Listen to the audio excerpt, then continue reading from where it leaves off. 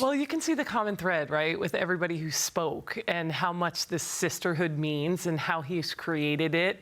And I feel it. Like every person that gets up says the same thing. It's not a coincidence, right? It's just the culture there.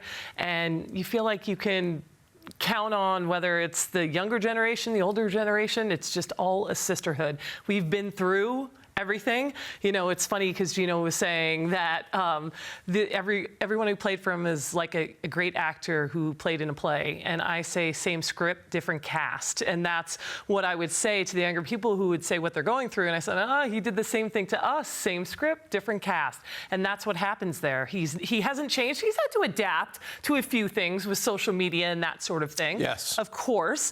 But he hasn't changed in his beliefs and his values and the importance of relationships and who he's going to recruit. He's not going to recruit anyone just because they score 30 points a game. You have to fit into the system and be really unselfish and know that trust in the process, and he'll make you better. He hasn't changed the way he coaches the game of basketball because he's one of the great basketball minds to ever grab a clipboard and roam the sidelines. 1,217 career victories. He passes Tara Vanderveer, the former Stanford coach, and third on the list now is Mike Krzyzewski, so many years at Duke, and before that at West Point. But culture is a word we hear over and over again. He's established over this 40-year period.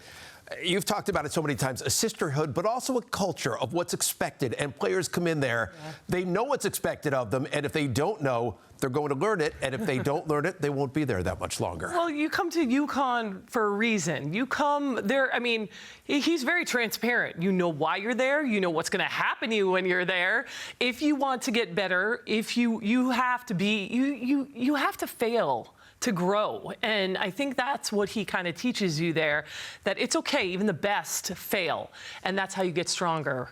And you have to buy into that system and believe in it. And I think people like Paige Bueckers grew up as kids idolizing, the Maya Moores, all these players. And I am so happy. We didn't have those role models when I grew up. Cheryl Miller was it at the time. That was like the it female basketball player. But the fact that all these kids can now look up to these players and say, I want to go there, I want to do that, is pretty exciting. And then you walk in the practice facility and you look up and you see the banners and the names and you want to do them proud, or you want to aspire to reach to those levels. And those are lofty goals, but clearly you can see how many people have gone through there. When you see how many Olympians he's coached and Hall of Famers and All-Americans, if you buy into the system, good things can happen.